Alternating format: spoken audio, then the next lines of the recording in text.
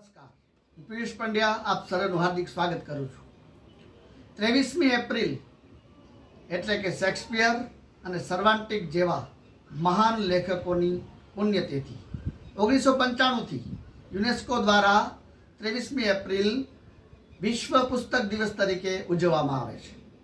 પુસ્તક એટલે મુખપૃષ્ઠ અને પાર્શ્વપૃષ્ઠ વચ્ચે રહેલ માત્ર કાગળ નહીં, પણ એનાથી કંઈક આગળ હોય છે.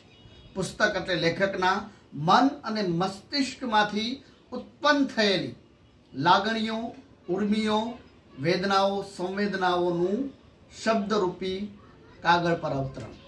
અને હા, આ અવતરણ ગંગા અવતરણ કરતાં જરા પણ ઓછું આંકી શકાય. પુસ્તકો એક ઘટના, અને આ ઘટના લેખક, સંપાદક, પ્રકાશક, મુદ્રક અને વિક્રેતાઓ દ્વારા ઘટે છે. પુસ્તકો ક્યારેક સહાનુભૂત થાય છે તો ક્યારેક આપણી સહાનુભૂતિ માંગે છે. પુસ્તકો આપણને હસાવે છે, પુસ્તકો આપણને રડાવે છે.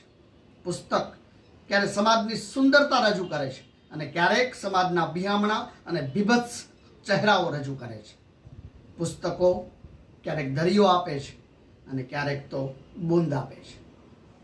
પુસ્તકો આપણા જીવનની અંદર બે રીતે પ્રવેશ કરે છે.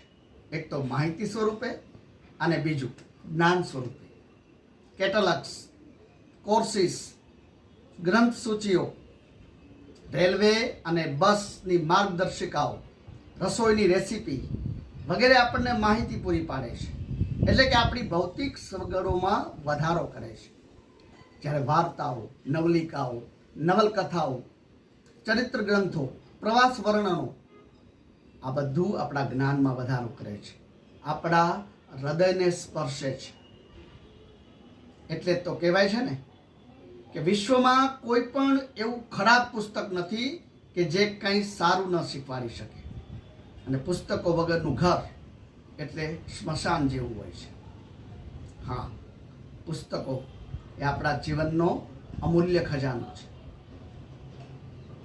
આપણે પણ આ પુસ્તકરૂપી સરિતાની અંદર, આ પુસ્તકરૂપી ગંગાની અંદર ડૂબકી મારી અને સ્નાન કરવું જોઈએ, જ્ઞાન લેવું જોઈએ.